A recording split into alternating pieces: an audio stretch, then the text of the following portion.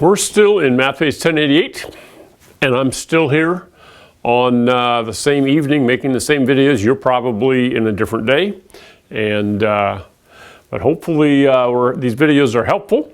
This is for pages 31 through 33, and actually this isn't too hard, but I'm just making this in case someone gets stuck on this. Let's talk about multiplying, and don't forget the rules. If we're multiplying two negative numbers, like -3 times -5, do you remember that a negative times a negative gives you a positive?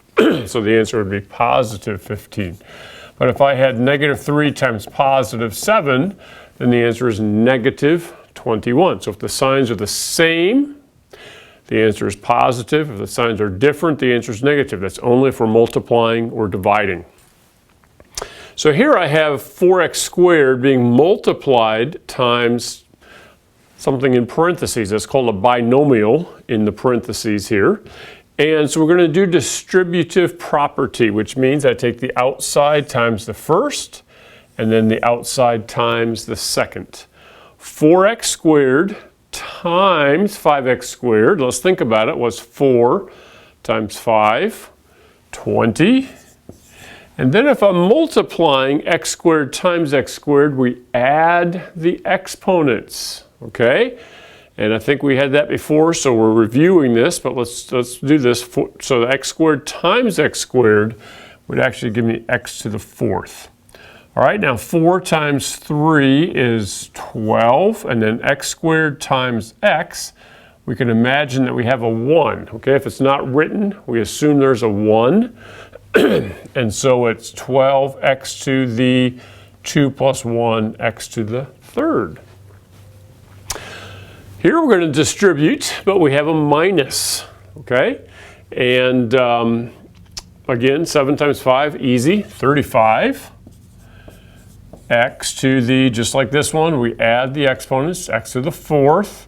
Now we're going to do minus because we have subtraction here, and 7 times 7 is 49, so negative 49, and we keep the x squared, and there's no x here to multiply times, so it's just 49x squared. Another way of doing the same type of problem is we could arrange it in this format. All right, it means exactly the same thing. We're going to take 4x and multiply it times both of these. It's kind of like we did here. All right, but we're bringing this part down underneath it. Let's multiply 4x times 3x to the 3rd. 4 times 3 is 12. X to the 4th power. All right, we add those exponents. And now we'll go this way, 4x times 7x. We have a plus here, so we'll do a plus here. 28. And then x times x. We'll add those two invisible exponents and get x squared. All right.